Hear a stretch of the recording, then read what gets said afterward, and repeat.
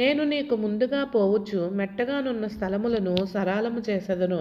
యెషయా గ్రంథం 45వ అధ్యాయం 2వ వచనము ఏం తెలియపరుస్తుందంటే, దేవుడు మనకంటే ముందుగా వెళ్ళి మెట్టగానున్న స్థలములు అంటే శ్రమల కొలుములో ఉన్నప్పుడు, మన మార్గము మంచిది కాదన్నప్పుడు, మనం వెళ్తున్న మార్గం మంచిది కాదన్నప్పుడు దేవుడు సరళం చేస్తానని తెలియపరుస్తున్నాడు.